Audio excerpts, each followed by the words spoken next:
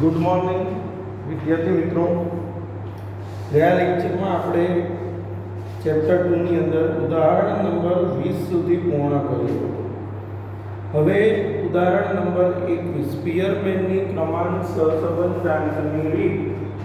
સ્પીયરમેનની જે વિચારતી હતી એની અંદર મારે તમને હવે સમજાવવું છે ખાસ. જો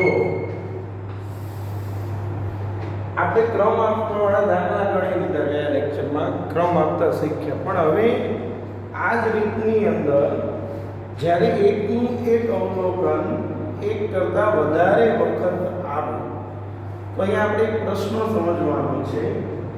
અવલોકનમાં ગાંઠ,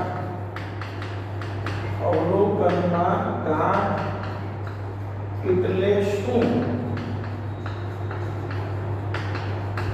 અથવા ટાઈ એટલે શું? તો યાદ રાખો, સ્પીયરમેનની ક્રમાંક સહસંબંધાંકની રીતમાં જ્યારે કોઈ અવલોકન એક કરતાં વધુ વખત પુનરાવર્તન પામે, તો હું સમજાવું છું કે અહીંયા સ્પીયરમેનની ક્રમાંક સહસંબંધાંકની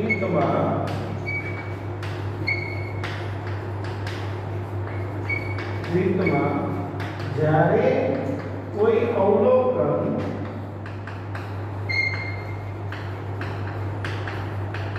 એક કરતાં વધુ વખત પુનરાવર્તન પામે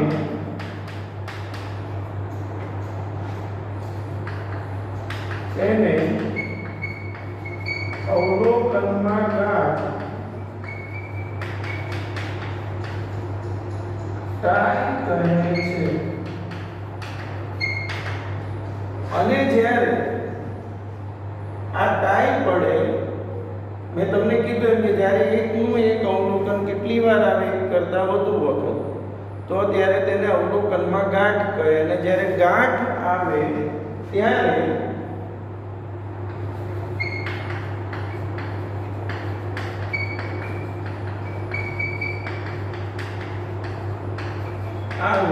ત્યારે સરેરાશ ક્રમાંક આપવામાં આવે છે. આ ખાસ યાદ રાખવાનું છે.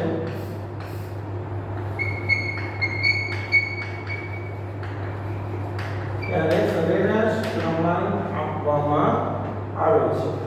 બરાબર છે?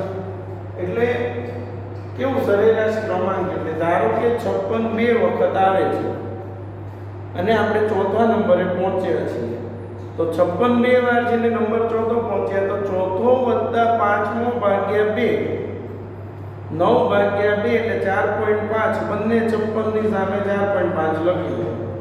એવી રીતે ધારો કે 20 3 વખત આવે છે અને તમે સાતમો નંબર પહોંચ્યા છો, તો 20 3 વખત છે, સાતમો નંબર છે, તો સાતમો, આઠમો અને નવમો ત્રણેયનો સરવાળો ભાગ્યા 3, 9 ને 8 17 ને 7 24 ભાગ્યા 3, ત્રણેયની સામે 8 લખી લેવાનું. 24 ભાગ્યા 3 એટલે 8, તો બધા સામે 8. એટલે આને શું કહેવાય?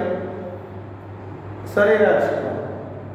તો જ્યારે અવલોકનમાં ગાંઠ ઉદ્ભવે ત્યારે સરેરાશ ક્રમ આપવામાં આવે છે અને ત્યારે તમારું સૂત્ર છે એ આખું બદલાઈ જશે. 1 - 6 સિગ્મા d² વત્તા cf અપોન n n² -1. હવે પ્રશ્ન થાય કે આ cf શું છે? Cumulative frequency. cf નું સૂત્ર છે m₁ - m/12. આ સૂત્ર મૂકીને આપણે પહેલા cf શોધવું પડશે. હું દાખલો ગણાવું છું એટલે વધારે સમજાશે, પણ અવલોકનમાં ગાંઠ શું છે, ટાઈ શું છે, આપણને ખબર પડવી જોઈએ. બરાબર છે? હવે બરાબર છે, આ જે cf કરેક્શન ફેક્ટર, ક્યુમ્યુલેટિવ ફ્રીક્વન્સીની કરેક્શન ફેક્ટર. હવે આપણે ગણીએ છીએ આને લગતા દાખલા, તો ધ્યાન રાખજો બધા. ચોપડીની અંદર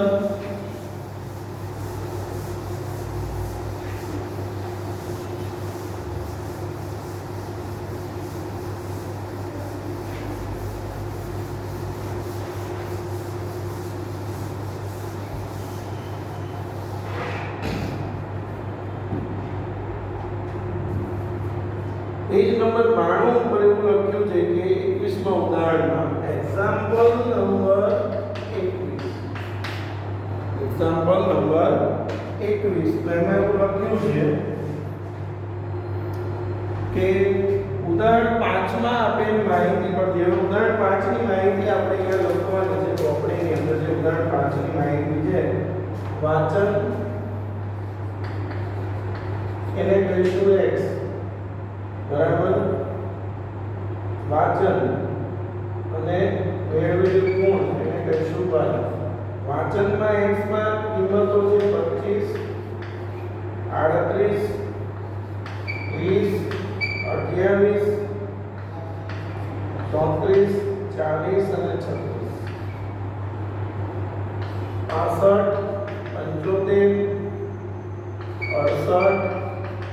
65 75 68 70 79 અને 75 હવે વાચન x તો એની ઉપરથી નંબર આપીશું rx અને y નો નંબર આપીશું r x ના નંબરોમાં સૌથી મોટું કોણ છે 38 એની સામે આવશે 38 પછી મોટું સૌથી મોટું 40 છે તો 1 40 પછી કોણ છે 38 તો 2 38 પછી શું આવે છે 36 તો 3 36 પછી એનાથી નાનું કોણ છે 34 તો 4 બરાબર પછી 30 તો 5 28 તો 6 25 તો 7 આ x નો નંબર હવે y નો સૌથી મોટી સંખ્યા 79 તો 1 79 પછી 75 બે વખત છે જો તમે અહીંયા આવે શીખો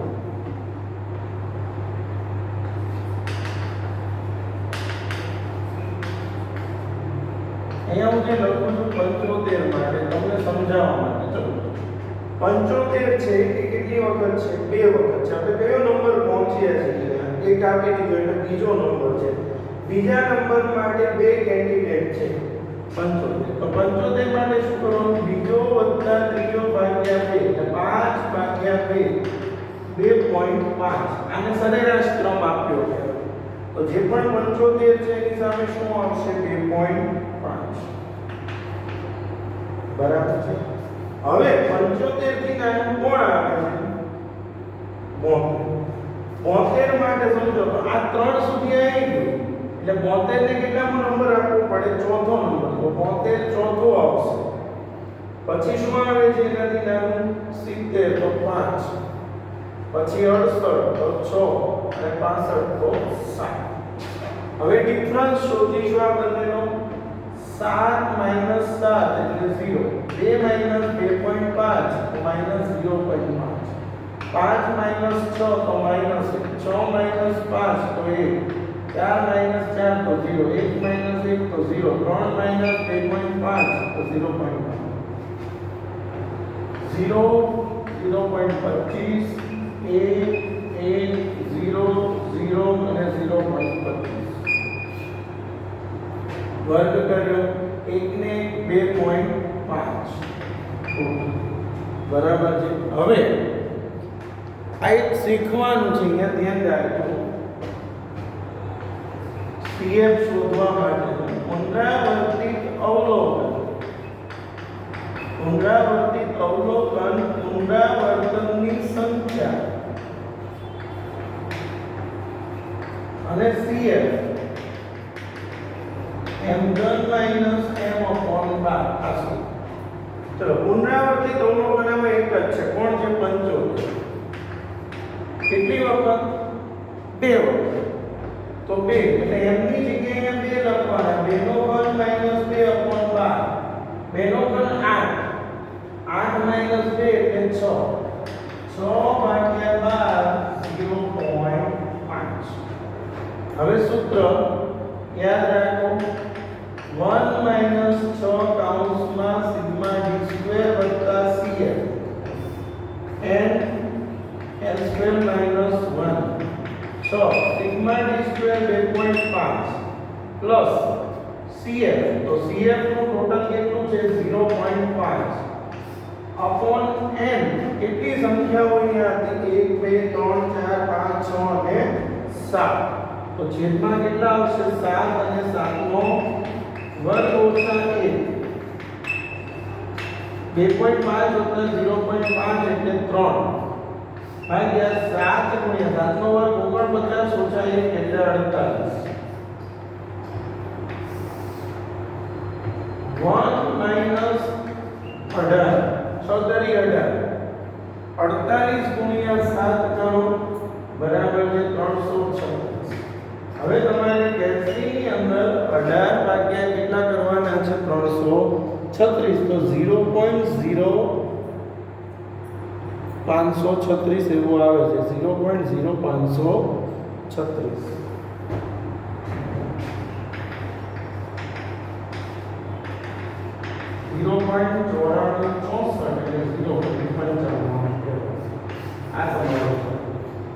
બરાબર છે આ થયો ટાઈ વાળો દાખલો અવલોકનમાં ગાંઠ આવે ત્યારે શું કરવું એની વાત કરીએ હવે બીજો દાખલાની જેવો જ ગણીએ છીએ ઉદાહરણ નંબર 22 ટેક્સ્ટબુકમાં ઉદાહરણ 22 દરેક અહીંયા વિડિયો સ્ટોપ કરી આ દાખલો ગણીએ હવે ઉદાહરણ નંબર 22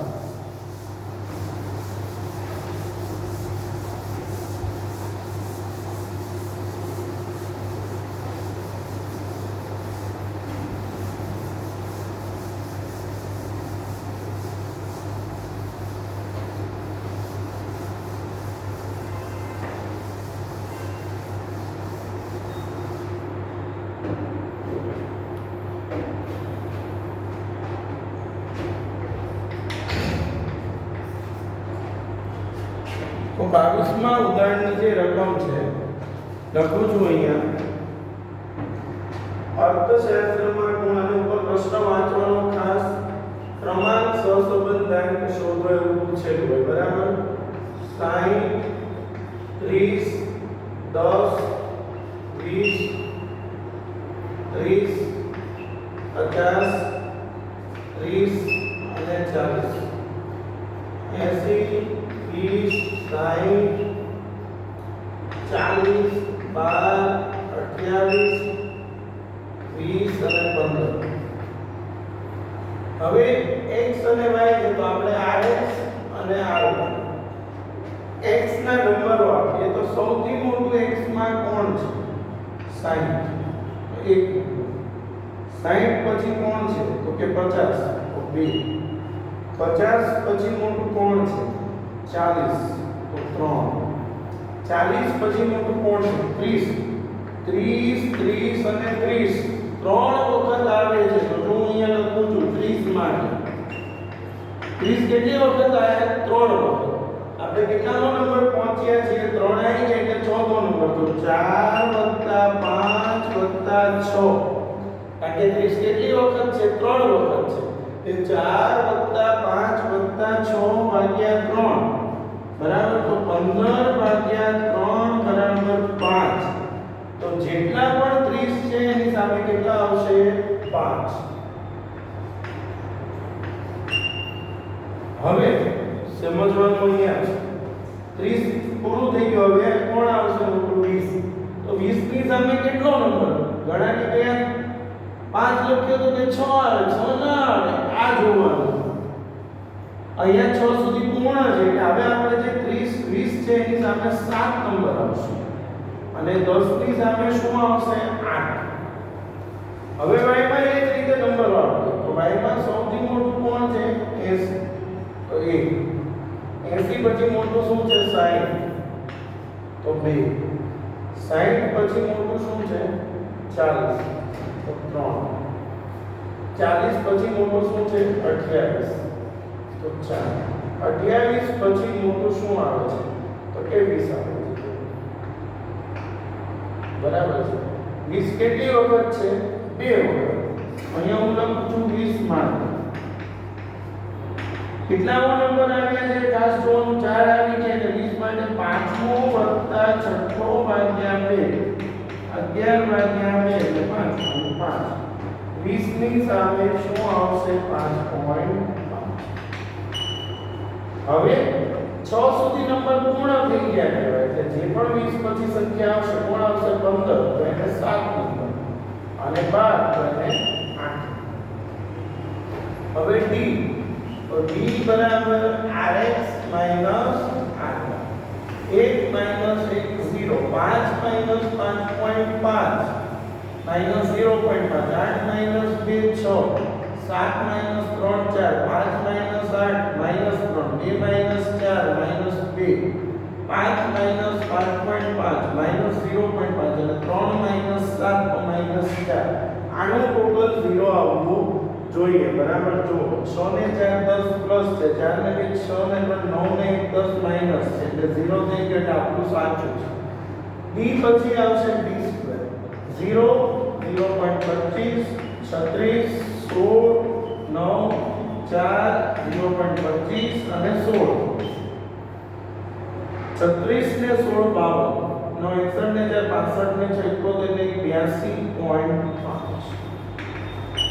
ને 6 71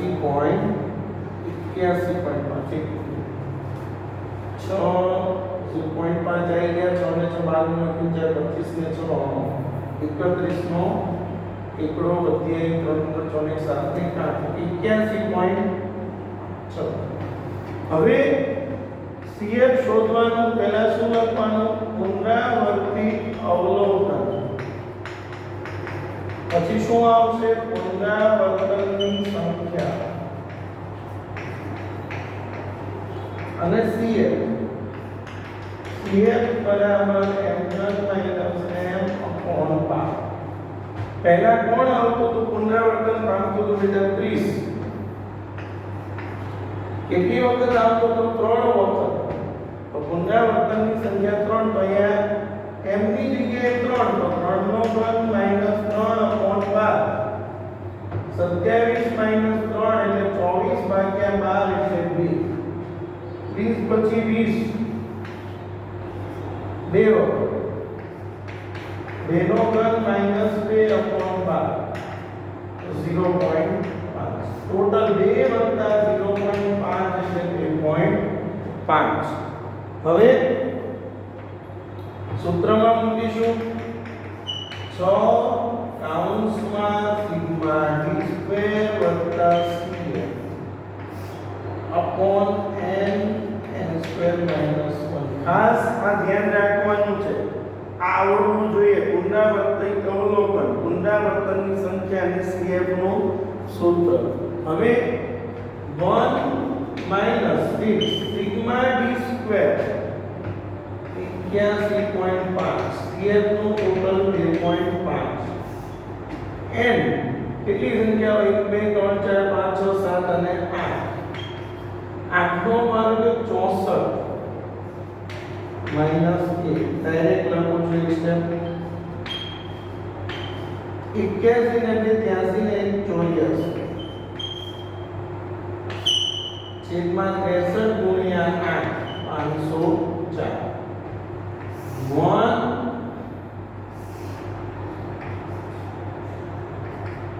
-504 છેદમાં 504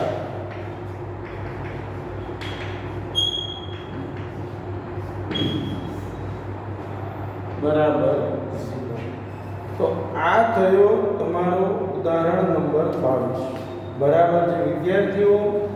ખાસ આ ક્રમાંક સહસંબંધ દાખલાની જે રીત આપણે ભણી રહ્યા છીએ આમાં ખૂબ ધ્યાન રાખજો. કારણ કે આમાં બધા m નું સૂત્ર જે મૂકવાનું છે એમાં બહુ ભૂલો ખાઈ જાય છે. બીજું તમારે હોમવર્કની અંદર સ્વાધ્યાય 2.3 માં 1 થી 6 દાખલા બધા યાદ રાખવાનું છે. હોમવર્કમાં સ્વાધ્યાય 2.3 એમાં 1 થી 6 દાખલા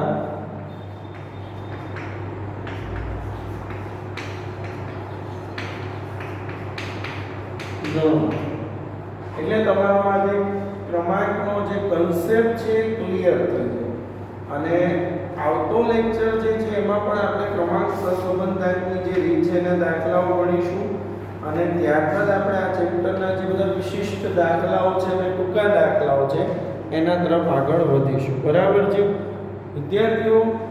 તમને આજનો આ જે વિડીયો છે ચેપ્ટર નંબર 2 જો પસંદ આવે તો લાઈક કરો, શેર કરો અને સબસ્ક્રાઇબ કરો. ખાસ તમારા મિત્રોને જણાવો જેથી એ લોકો આંકડાશાસ્ત્ર જેવા વિષયનો અભ્યાસ છે સરળતાથી કરી શકે. અને બીજું હું તમને વારંવાર કહેતો આવું છું કે તમને જે દાખલામાં જે હોમવર્ક આપેલું છે કે આ ગણેલા જેમાં ના સમજ પડે તો તમે કોમેન્ટ બોક્સમાં યુટ્યુબ પર લખી શકો છો કે ભાઈ આ દાખલો સર અમને સમજાણો નથી તો ફરીવાર એક્સપ્લેન કરો, તો એનો હું તમને અલગથી વિડીયો બનાવીને મૂકી આપીશ. બરાબર છે? Thank you.